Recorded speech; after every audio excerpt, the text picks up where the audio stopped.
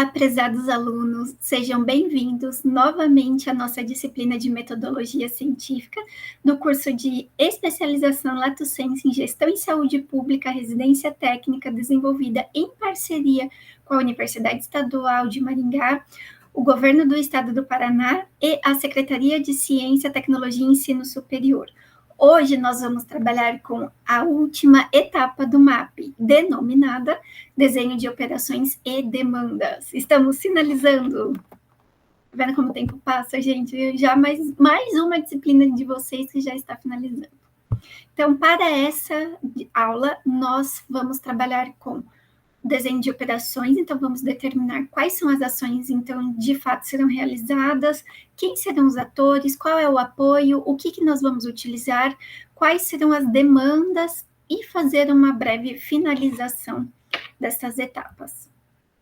Então, inicialmente, essa é a última etapa, então, o sexto passo, nós vamos determinar, então, quais são as operações. O que são essas operações? Entendam como as intervenções que serão realizadas.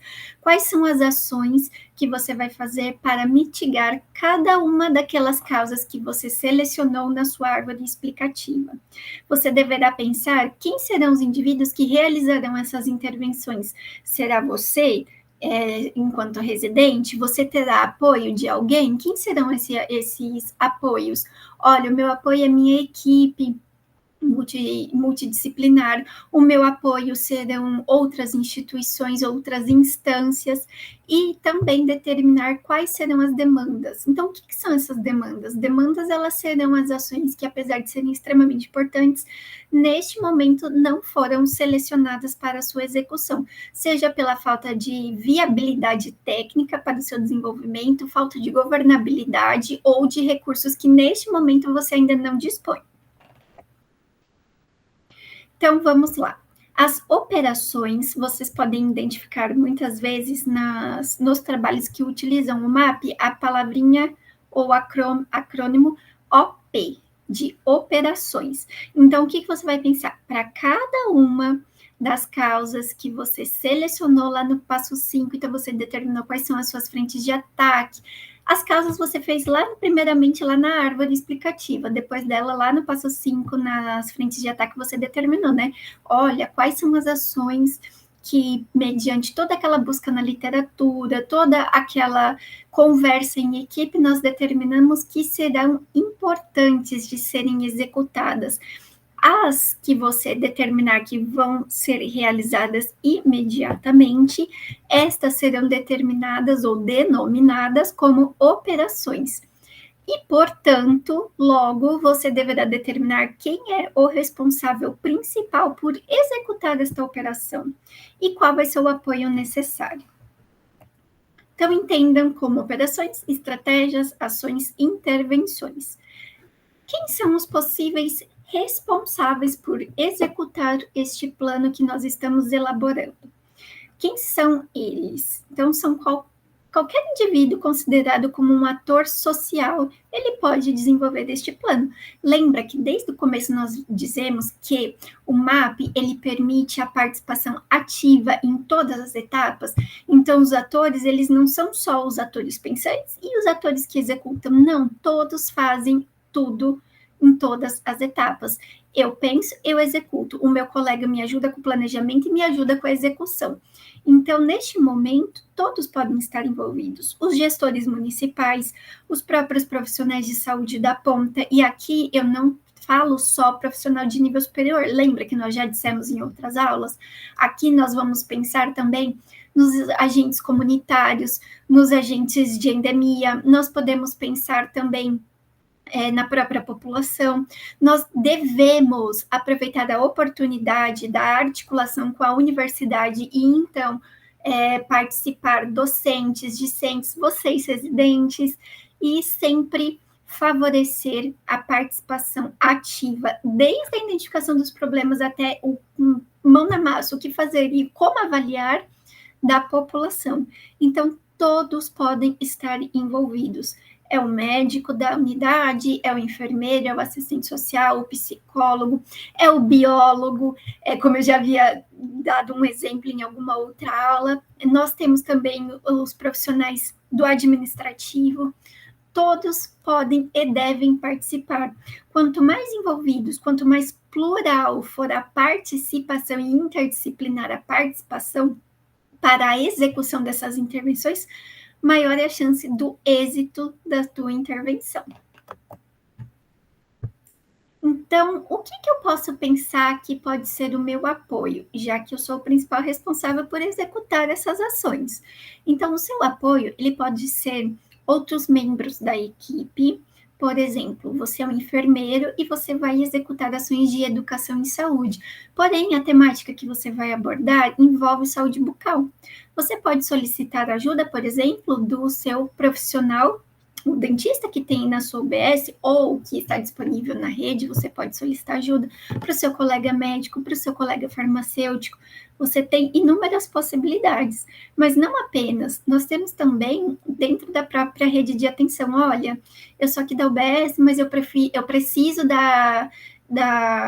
eu vou trabalhar com a capacitação da minha equipe em relação a feridas, e nós temos um estomoterapeuta muito bom no hospital. Pode ter essa articulação, ela pode trazer, por exemplo, coberturas novas que às vezes a gente ainda nem conhece e que talvez a gente tenha até disponível, mas não sabe como utilizar.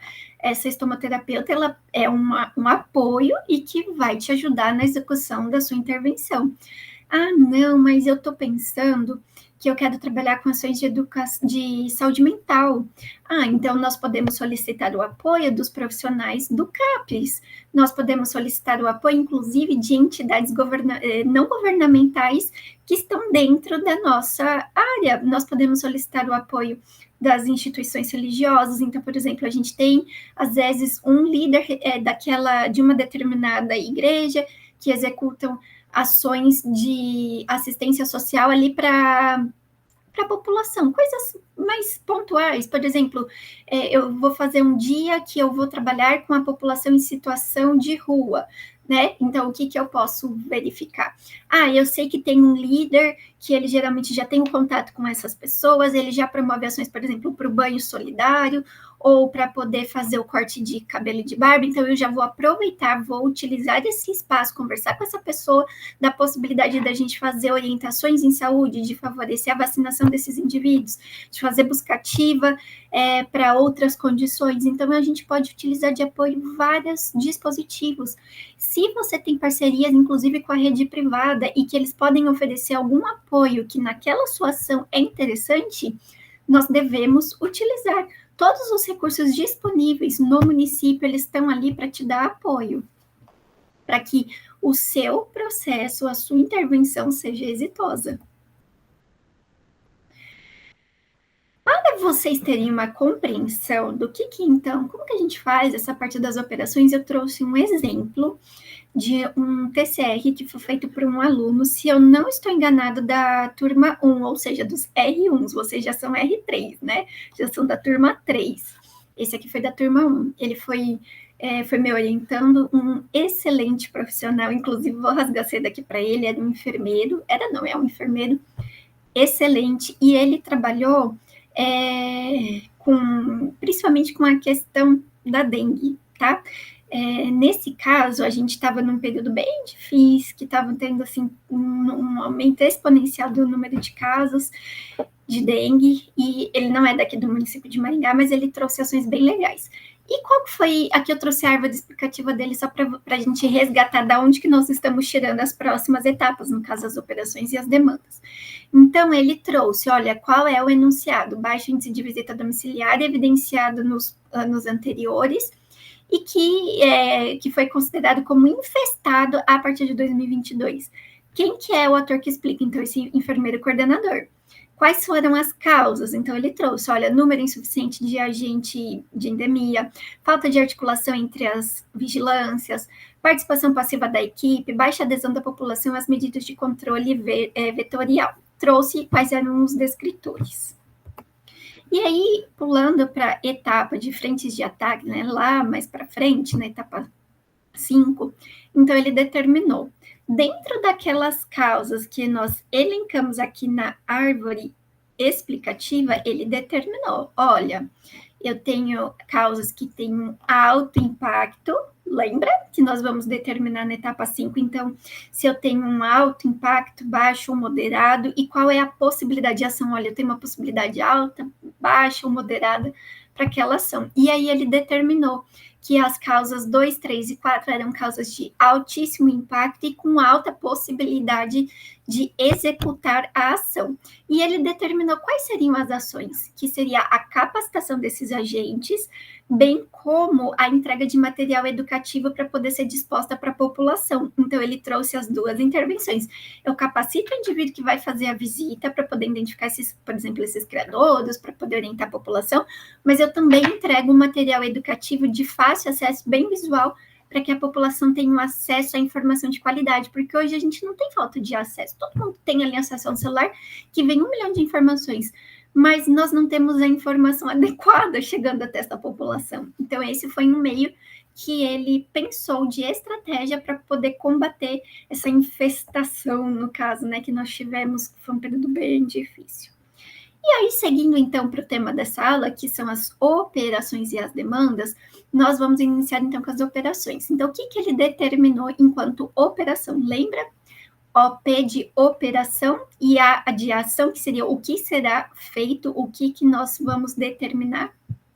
Então, ele selecionou as causas 2 e 3, que ele realizaria, então, enquanto operação, a capacitação de todos os agentes lotados da estratégia de saúde da família, que possam direcionar ações de controle vetorial e educação em saúde, e quem era o principal responsável? O residente. E ele teve apoio da gestão municipal. E para a causa 4, que é na parte de educação e saúde, ele fez uma tecnologia educativa no formato folder, para destacar a importância do controle vetorial e como que a população podia fazer isso. Ele que executou, ele preparou e, por meio do município, houve a impressão desses materiais para que pudesse ser entregue às pessoas. Né? Foi deixado ali com esses agentes e quando eles faziam as visitas, eles também podiam entregar esse material. Essas foram as ações e as estratégias selecionadas, se determinou quem era o principal responsável e quem seria o apoio, certo? E ele também elencou as demandas, porque problemas nós temos, como nós já dissemos em outras aulas, N problemas dentro daquela área. Entretanto, nós nem sempre conseguimos ter governabilidade ou viabilidade para respondê-la prontamente. Então, dentro da demanda, o que nós vamos entender como demanda? Demanda são causas que precisam de ações, precisam de intervenções, são extremamente relevantes, senão não seria um problema. Entretanto, ela demanda por ações tão complexas ou de recursos financeiros ou de uma mobilização que, no momento, eu não tenho capacidade para resolver. Ou seja, elas são aquelas ações que fogem da minha governabilidade e que muito provavelmente não foram selecionadas na etapa 5 das seleções de frentes de ataque. Nós devemos nos atentar em quais serão os resultados esperados para aquelas demandas que eu estou deixando ali em stand-by momentaneamente. Então, o que eu preciso colocar? Olha, nesse momento, por exemplo, o aumento da contratação de agentes não é possível. Porém, deve-se articular tais recursos para que isso seja possível, desenvolvimento de editais, de recursos financeiros, para que isso aconteça em um médio ou longo prazo. E aí eu trouxe o exemplo dele para vocês. Então, o que ele trouxe de demanda? Aquilo que é de extrema relevância, entretanto, neste momento não temos a governabilidade para executá-la. Então, as causas 1, por exemplo, que eu acabei de falar da contratação do agente de endemia, tem um número muito insuficiente para a cobertura daquela população que está acontecendo, tinha na época um agente para cada 800 mil imóveis. Ou seja, como que isso vai acontecer? Mediante concurso público ou processo seletivo simplificado.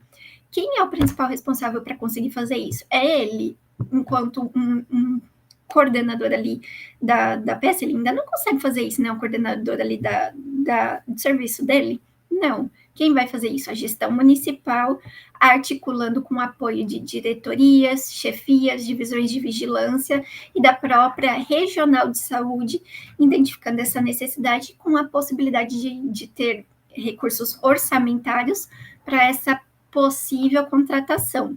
Outra parte importante que ele selecionou: articular o trabalho de controle vetorial implementado dentro da própria PS a partir das visitas domiciliares como uma possível atribuição do agente comunitário, respeitando, obviamente, as prerrogativas legais da classe. É algo que na capacitação que ele fez a gente deu o que falar, mas foi assim muito importante na época, tá? Ele sozinho tem condição de fazer isso, tal como você teria condição nesse momento? Obviamente que não. Então, ele se enquadra dentro de uma demanda.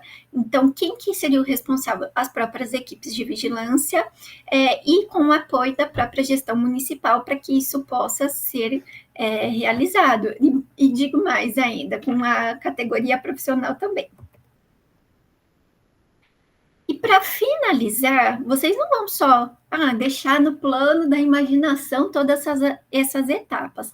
Lá para o TCC de vocês, lá do último ano, quando vocês fizerem, vocês precisam executar a intervenção. Lembra que nós estamos falando desde o dia da apresentação dessa disciplina? Vocês precisam executar. Mas como que eu vou saber o que vocês fizeram só pelas etapas? Eu preciso que vocês descrevam como é que foi essa experiência. Então, ao final, quando vocês finalizarem as 6 etapas do MAP, vocês deverão escrever um relato de experiência. Como que é esse relato? Vocês vão informar, vocês já descreveram bonitinho todas as etapas do MAP, agora é só falar, olha, como é que foi a intervenção? O que você usou de recurso? Por exemplo, aqui eu trouxe de exemplos de alunos meus, tá? Teve N outros, mas eu escolhi esses aqui. Foi elaborado um fluxograma para o atendimento das crianças no município. Esse fluxograma foi a residente que elaborou, e ela teve que articular vários serviços, fazer as ligações, compreender como era o fluxo de atendimento do município que ela estava trabalhando, como que deveriam ser as etapas, se acontecesse uma coisa, se acontecesse outra. Então, ela trabalhou e fez um serviço, assim, magnífico. Essa foi a intervenção dela. E ela descreveu como que ela conseguiu fazer isso, para quem foram as ligações, quem foi o apoio dela, quem que ia favorecer essa contrarreferência caso tivesse alguma intercorrência naquela assistência, né, naquele atendimento. Aqui, vocês também podem colocar quais foram os participantes da sua intervenção, por exemplo, quando vocês fazem uma capacitação. Nesses casos aqui, foram capacitações, cada um de uma situação muito distinta uma da outra. Mas onde que vocês fizeram essa capacitação? Quem foi que participou? Quantos participantes tinham? Qual que foi a impressão que você teve sobre eles? Quanto foi o tempo de duração? Por exemplo, esse da parte de endemia foi um dia inteiro. O município liberou todos esses agentes, até porque foi também um pedido do município, para que eles fizessem a capacitação no período da manhã e da tarde. Então, foram bastante tempo ali que esse residente dependeu para poder realizar essa intervenção. Porém, nós temos outras capacitações que são mais curtas, de 40 minutos, 50 minutos, 1 hora, depende da possibilidade da sua equipe, bem como qual é o teu intuito, qual é o objetivo que você quer alcançar. Lembra que nós precisamos saber onde nós queremos chegar para, então, pensar em qual é o caminho que nós vamos percorrer. E aqui, um outro exemplo, qual foi a intervenção que ela utilizou? Ela fez um material educativo, esse daqui, ele é também como se fosse um folder, e que ele foi disponibilizado não só no serviço, mas ele também foi passado pelos grupos, para que pudesse haver um maior alcance da população, para poder chamar essa população para doação de sangue. Então, assim, eu só gostaria que vocês entendessem que há N possibilidades, mas que vocês precisam relatar para nós o que vocês fizeram. Lembrando que, para essa etapa, para essa disciplina, a gente pode ficar no campo hipotético. Vocês podem pensar, olha, o que eu deveria fazer, e essa parte do relato pode ser suprimida. Entretanto, para o TCC, quando vocês forem entregar lá no último ano, aí não. Aí é obrigatoriamente desenvolver a intervenção, não pode ficar no campo hipotético, vocês têm que executar. Esse é o intuito da residência, ter um produto técnico daquilo que você fez todo esse tempo que você esteve ali naquele serviço, né? Devolver um produto para melhoria do serviço, seja esse produto no formato de uma capacitação, de um material educativo, de um fluxograma assistencial, isso vai dar, assim, da necessidade que vocês identificaram.